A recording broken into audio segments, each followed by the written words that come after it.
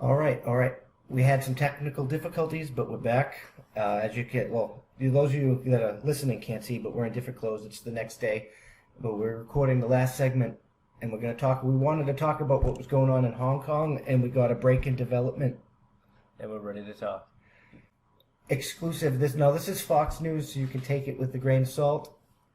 But the woman is actually speaking, so there's a video of her, so she does exist. Somebody from Hong Kong, Dr. Lei-Meng Yan. I will put a picture and her name up on the graphic. She fled Hong Kong, and she's like blowing the whistle, saying that the Chinese government covered it up. She's a virologist. So, as it's been told, she's apparently one of the scientists that were on this, but everyone started to deny that she even exists. It's one of those situations where, someone goes out, no one likes whistleblowers, let's be real today. Now, we have her here trying to maybe give us some sort of insight to what's actually going on, how this may have spread in the first place. What do you think about this? Yeah, there's a video. If you want to hear her words, we'll put a link in the description. But yeah, this woman, she was the first person on the scene, the first person dealing with the virus, and her colleagues were telling her to shut the fuck up. And she just had to tell people. She's been releasing information since the January 19th, the doctor that came forward a while back, the whistleblower, but she's actually here. She actually fled Hong Kong. So after China's new security law cracking down on Hong Kong, we have our first refugee. And she's coming with too good news about the fucking Communist Party over there. And it's kind of surprising because, one of the first things she mentioned is there was many scientists and people involved from the WHO. Now, could you elaborate on who the WHO are? That's the World Health Organization, and they just went in to investigate China after we pulled out of the World Health Organization. Trump pulled us out. I don't trust anything of that investigation. I can't trust, because there's a reasonable doubt. I just can't. So why do you think we were pulling ourselves out of the WHO in the first place? This is kind of something. Well, that's because they were fucking ball gagging on fucking China's cock, bro.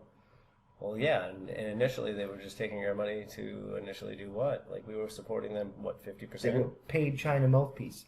Oh, well, the fucking world doesn't pay for their fair share of the fucking World Health. The UN has been going shit for years. Nobody's paying their fair share. They want us to be a fucking Marxist, communist shitbaggery, and that's not going to happen here. So what do we believe that's going on? I mean, they're trying. So let's get back to what we're here to talk about right now. So what do you think's really going on in this Hong Kong? Well, I believe the fucking virologist from Hong Kong. I mean, they've been screaming about fucking China sucks, fucking. So do you think this is possibly the upbringing of the possible? Well, she said it's going to be the fucking worst disaster in human history. Oh, of course, but for the people in Hong Kong currently, that are shut out, they're blocked from all of us. Do you think that this is to the point where they're just I mean, I'm not going to say, take this with a grain of salt because it's my opinion, but I think they're murdering bitches. That's kind of the point I want to get to here. It seems like they shut us out so they could just go in and do this grave sweep real fast. Because why else is she going to flee if they're not murdering bitches? And it's kind of surprising. People are just concerned over there just as we're concerned over here. They have the same issues, if not greater, definitely greater. Let's be real now. What do you think this is going to show in the next 4 months from now? Well, the virus is getting worse in Texas and Florida. I think it's going to get worse. I was fishing the other day, and my cousin brought up and showed me some news, there's brain damage from this if you catch this disease. There can be brain damage. It can give you stroke. It can give you delirium. So pretty much... It can make you hallucinate, bro. So no matter how the situation pans out, everybody who comes into contact with this virus is just done for. There's going to be some recurring event. That's what some of the officials were saying, but irreversible, one way or another. Well, whether it's experience or not. I mean, it's a virus. We'll definitely be able to eventually, but it all is a constant. This is something like the flu we're going to be living with. We discussed that a little bit earlier on the podcast, but I'm mind blank. But yeah, repeat question. So, do you foresee? What do you think is going to be the outcome 4 months from now? How do you think this I think more people are going to get sick. More people are going to die. China's already encroaching in on India. I mean, they're going to just take more shit. What are they trying to do now? They need oil? Is that what? I don't know. They just fucking attacked India. Huh. Because apparently, like, the only thing that comes to mind with India, like, going back a little while back, is when everything started to happen, they actually cut the, like, oil prices, so gas prices were able to drop astronomically. To try Yeah, to but I don't assist know if China. But, like, you know, and I a don't, lot of the people thought because there was a treaty put in place that they were supposed to keep everything at a certain price bracket, that, you know, that caused a lot of issues all over the world. the treaties have never been working, and prices set. I don't know how oil prices are set. I really don't. But they did drop. Like when we were all locked down, the whole world economy is shut down. But I don't think India's too poor. I don't think China gets oil from India. I think they get it from Russia. So I'm really not sure what the aggression is. But they attacked the border. But that's not the only aggression going on. North Korea started attacking South Korea. They like bombed all those facilities they set up. Again? Yeah, they bombed all those facilities they set up to unify them, and then rearmed their DMZ. Wow. So apparently now we also have to take into account that North Korea and South Korea are back at war yet again. I mean, there was no ground troops. But yeah, they rearmed the DMZ, blew up all those buildings. That's something I think that's food for thought for the viewers. Well, I'm just like, I think we have to do something from China because they're going to go into North Korea. They're going to try and take Taiwan. They're going to go after Japan again. You know, and this is just going to. I think they're collapsing. Or they're trying to take over the world. Because why else would she flee here and say they're trying to cover up the virus? I don't know much because it's hard to trust information because it's like they flip-flop so much.